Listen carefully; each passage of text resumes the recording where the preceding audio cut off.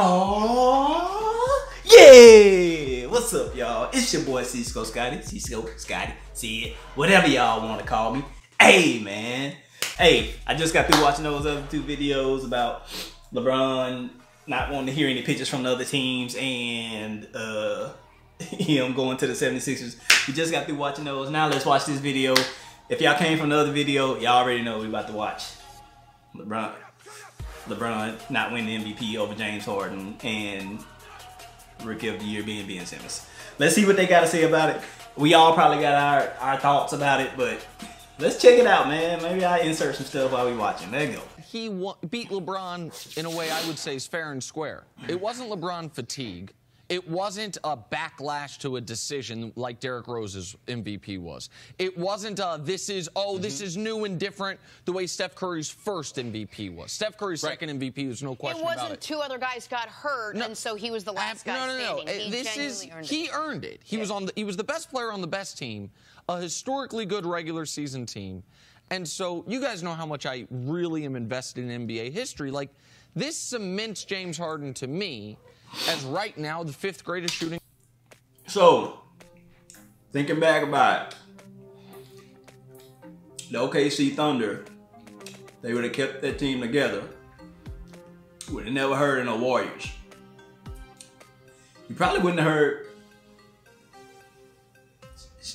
I don't even know, bro. LeBron probably wouldn't even have 3 championships right now. I'm just saying.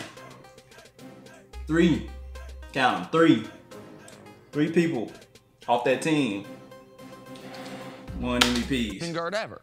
Got MJ, West, Kobe, and Wade are the 4 guys with better resumes than him. But those last 2 guys, Kobe and Wade, you can argue never had a better singular season than Harden did this year. If we look at their best seasons, there's Harden's best season, there's Kobe's MVP season, and then D. Wade, the closest he came to an MVP, is 3rd place finish. Harden leads them all in points, leads them all in assists. Now, Wade was the most efficient of the group, but this was, you could make the argument, this was the best season a shooting guard has had since Michael Jordan. Shooting guard. That's what from an shooting offensive guard. I mean, yeah, so this to me, that's what it says. If you care about the NBA history and the rankings, this notches Harden above Clyde Drexler, above George Gervin. If you want to go way back into the archives, above Sam Jones.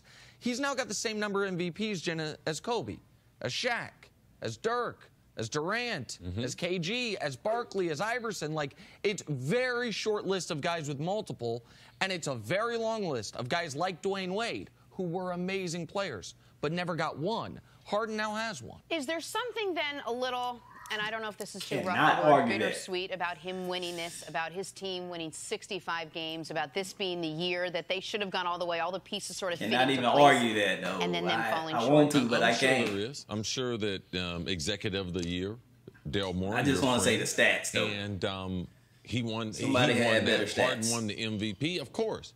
But they much rather, they give those back. To be able to get to Game 6, have Chris Paul healthy Game 7, and to be able to get one of those, because if you get through that, you're definitely going to beat Cleveland.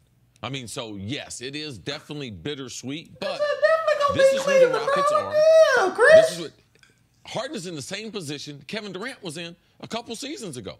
But he's staying at home. He's staying in Houston with them to get a chance to finally get over that hump, with the championship being the only thing now that Houston and Harden and that group that they have together is missing. Well, so 2 things on your question. One, we're going to need something of a historical lens when we look at this season for Houston. Because if Golden State wins the next 2, right, and nobody takes them to 6 games, just like the Cavs haven't only... And we look at it and we say, wow, in this run with Golden State since they got Durant, the only team to actually push them in a series was this team. Yep. That's not a championship, but it will be remembered more fondly than typically the team with home court advantage losing in 7 would be remembered. But the other thing about Golden State is, and this is what can at times be frustrating for me, is since Durant went there, this is the type of... This year, the Rockets should have been champions. In 95% of NBA seasons, a team this good with home court,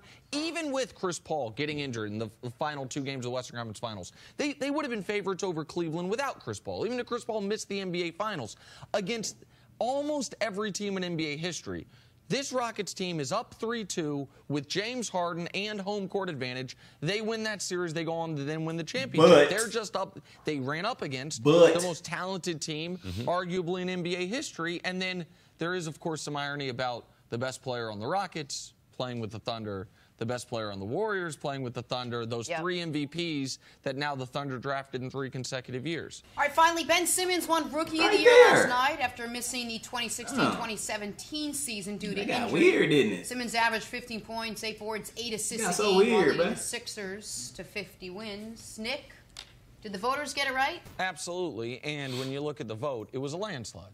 This was, I understand Donovan Mitchell had the late campaign that he's not really a rookie, so I should win the award. He showed up to the awards in a big van. that said rookie question mark thanks to his friends at Adidas. Yeah. But that really is conceding the argument. Sure. If your argument isn't I was better than him, simply it is he's ineligible and for I'm the an award. actual rookie. Right. That means listen, Ben Simmons was by the rules that we have in place, which are if you have never played in a game in the NBA, no matter when you were drafted, the first year. If you was arguing that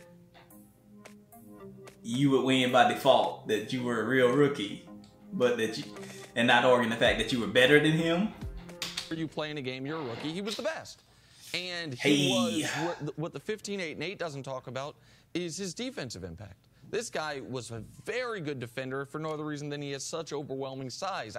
I know there are legitimate questions about whether he'll ever be able to shoot. But what he did as a rookie was borderline historic from filling up the box score category, and he was the best rookie. He should have won Rookie of the Year. Yes, and the conversation shouldn't be about his jump shot. It's about what he did in this season. He definitely earned the award, his versatility, the ability to be able to score. Hey, whatever we think, it ain't gonna change it. You're right. You feel his teammates at a young age. Yeah. The NBA has whatever we think, it ain't gonna change it. It's not gonna change. Excited about what his future looks like, and especially next to Joel Embiid or whoever else they're going to have in Philadelphia. So he had a tremendous season. The conversation shouldn't be about, okay, right now, how good his jump shot's going to be. That's inevitable. I mean, that's going to be the next tier for him. But in this season, I mean, he was spectacular. Like, we just can't forget. My dude from here too, from LSU, I mean, bro. At the record-breaking portion. I mean, not from this way he went to school. Triple doubles this young in his career, like. We haven't seen that, and we should acknowledge that. Down here in Louisiana. But if he is filling up the box score like he did, in the country that he did with the experience, you feel me? Does it matter that much that he's not shooting the ball the way we'd like him to? We saw it matter in the playoffs, and it will matter. Like, guys will exploit that. And he was the #1 overall pick. The #1 overall pick, yeah, you want him to win Rookie of the Year when he plays, but you also don't want him to top out at 15 points a game. Like, if you want him to be. I mean, there's no young player that has a complete game, Jenna. So we have to. How is he going to get better? And the way we've seen these players and the way they evolve is we've seen other great players struggle with their jump shot. We haven't seen the situation where a guy might shoot left-handed, then occasionally shoot. LeBron took a while to get his jump shot, didn't he? With the type of talent that he has. Yeah. So. Yes, the conversation will continue to be how effectively can he shoot, because if not, he's just going to be like a utility player compared to being one of the superstars that we have in the NBA. I feel you. All right, man. So, yeah, I'm going to cut that one off. Hey, I think I said this in the LeBron James, not the LeBron James, the Bronny James video, but sound wasn't there, so I didn't get to publish that one. But yeah, I was saying this, that I stream with my friends on Twitch on Friday night, so I think I'm gonna start just letting y'all know, so y'all can come over and check it out. And yeah, I'll probably just post up a bit, some highlights of what happened, man. Yeah, my daughter was streaming with me Friday night too a little bit. But yeah, I'll probably just like let y'all know that I'm streaming over there, or I might just stream on YouTube. Y'all let me know which one y'all rather me do. Anyway, y'all know what it is, man. If y'all like the video, like, subscribe, and share. If you're new to the channel, hit the subscribe button, turn the notification bell on. Hey, it's free. You feel me? Anyway, y'all know what it is. Catch y'all in the next one. Say it out. Yeah. Dedicate and give your all when your back's against the wall. You supposed to shine. You supposed to shine. You supposed to shine. You supposed to shine. You supposed to shine. You supposed to shine. You supposed to shine. You supposed to shine. You're supposed to shine. Supposed to shine.